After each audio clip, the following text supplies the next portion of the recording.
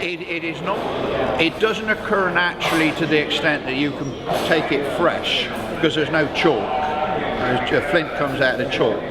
But where this is coming from is the Irish Sea. So if you go into Antrim, there's chalk in Antrim with flints in it. Come back to you. Yeah, and on the coast of Antrim, the sea is obviously eroding, but of course the chalk extends out into the Irish Sea under the sea. So you've got wave action, churning it up, eroding the seabed, and flints are constantly being brought to the surface, and then with the currents are being brought down the coast or down through the Irish Sea and dumped on the west coast of Wales. So you can walk anywhere up and down the west coast of Wales, you can pick flint up. I've done that loads of times, that's not a problem. It doesn't appear so frequently along the north coast of Wales because the flow of the currents isn't conducive to it.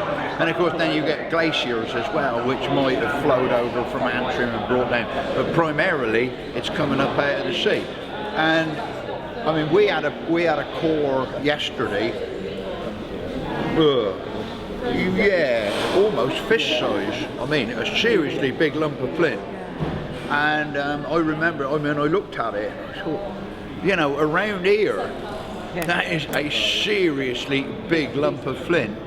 You don't throw that away, but they did. There you go. It's real. I'll swap you that for that. Now this is all come out of the field. So we'll start with the more mundane stuff, or some of the more mundane stuff,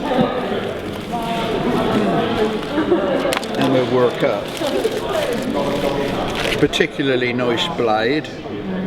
You can see there where they've removed other blades down, and they've struck it there and taken off that. So that's, you know, I mean, I'd be quite pleased to see one of those out there. That's sort of just not very exciting. That was the blade, the first blade that I found out there, which really got me started that this is what the stuff was looking like. I mean, it is, you know, it's quite typical of the sort of stuff you might even find on the chalk. Is in this case a bluey colour. It's been struck off from there, and again you've got these removals coming down the front, so they get stuff like that. And then as you start going up into the more nicer stuff, like I said, yeah, not quite fish size, but you know, there's a lot of usable material in that. Why the hell? I mean, that could well be later than Mesolithic. You know, there's nothing about that technology that strikes me as being Mesolithic. They're just banging off big flakes and what have you. But either way, there's a lot of usable material in there, and that's where your sharp edges are coming from. If you know. So you got the mace head in there? Wait. Building the anticipation. Building up.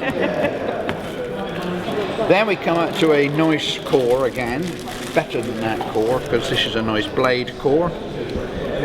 Chopped off there to prepare a platform, and then a series of long blades have been taken off. So things like that would fit onto there. So that's what you make the tools out on.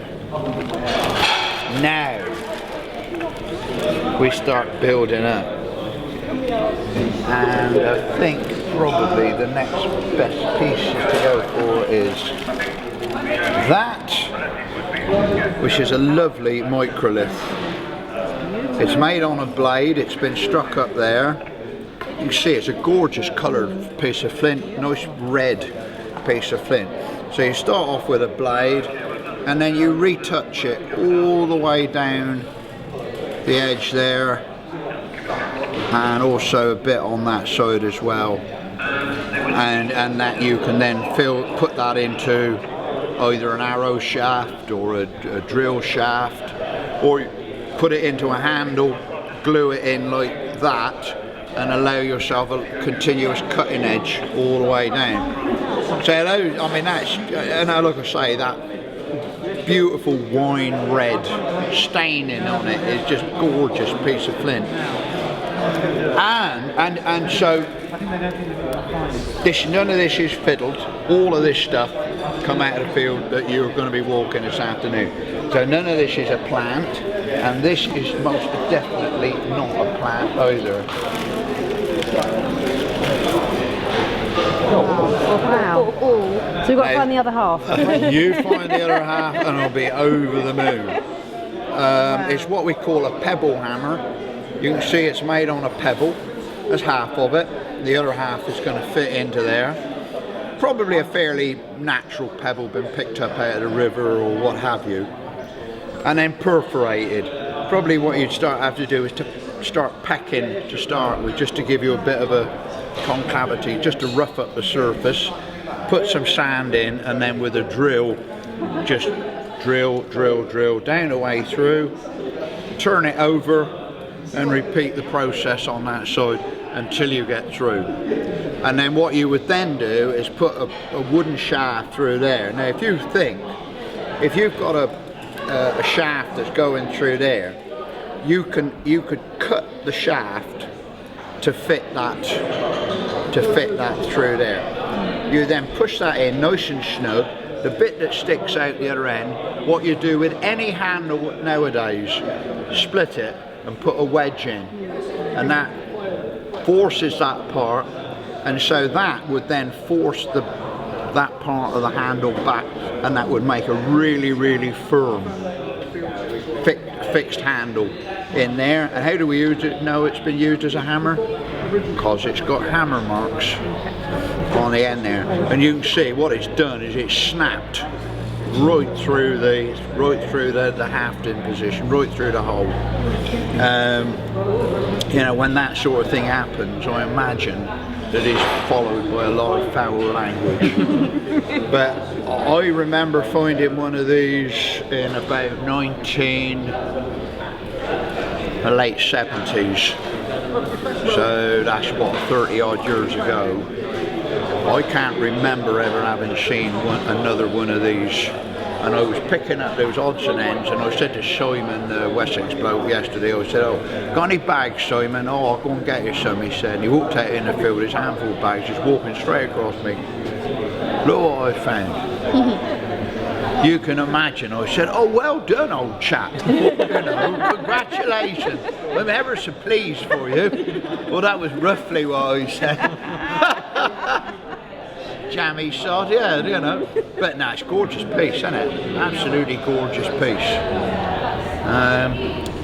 So, you know, like I say, all this lot has just come from casual field walking. It is out there, whether you find it, and that's the beauty of field walking. That pop look.